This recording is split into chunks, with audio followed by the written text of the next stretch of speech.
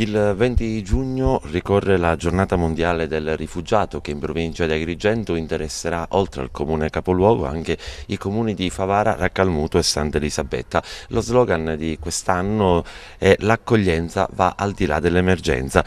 Come dicevamo, questa giornata del rifugiato è stata istituita nel 2000 come occasione per ricordare la condizione di milioni e milioni di persone di tutti i continenti costrette a fuggire dai loro paesi e dalle loro cause a causa di persecuzioni, torture, violazioni di diritti umani e conflitti. La manifestazione alla stampa è stata presentata questa mattina, seguiamo le interviste che abbiamo realizzato. Giorno 5 giugno vi sarà una visita al Parco Archeologico della Valle dei Templi di tutti gli utenti dei 4 progetti, grazie alla collaborazione del dottore Parello, direttore del Parco Valle dei Templi di Agrigento, e vi sarà una visita guidata. Intanto un incontro col direttore e poi una visita guidata lungo tutta la via sacra e dal Museo Archeologico di Agrigento.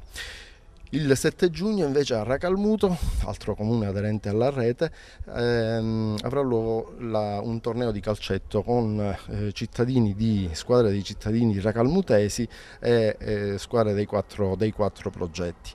Poi altro importantissimo appuntamento è il 19 giugno alle 17 al Castello Chiaramontano di Favara, dove verrà presentato il rapporto annuale del servizio di protezione per richiedenti asilo e rifugiati. L'indomani, giorno 20, per concludere, avrà luogo presso il Collegio dei Filippini di Agrigento un convegno sulle prospettive della rete SPRAR, che è una rete che raccoglie oltre 135 progetti in tutta Italia finalizzati all'accoglienza di richiedenti protezione internazionale, categorie ordinarie e vulnerabili. Oggi sono presente ad Agrigento perché continua diciamo ormai l'iniziativa che è proprio partita dal comune di Favara, che ha a cuore la tutela dei diritti umani, oserei dire, perché la protezione internazionale, il diritto d'asilo, quindi il diritto del rifugiato, non è altro che il diritto, o meglio il rispetto dei diritti umani, di queste persone che hanno mille difficoltà e come tali vengono definiti rifugiati perché quello che cercano è proprio un porto sicuro. Quest'anno il motto della giornata mondiale del rifugiato è l'accoglienza dello SPRAR al di là dell'emergenza.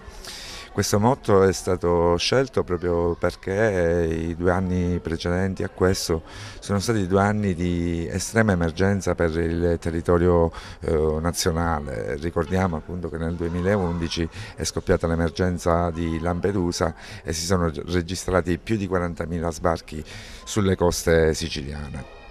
Evidentemente quei 2 anni sono stati 2 anni molto duri per tutti perché si è lavorato in vera e propria emergenza e possibilmente non sono stati garantiti ovviamente tutti i servizi relativi all'accoglienza, al vitto e alla prima assistenza.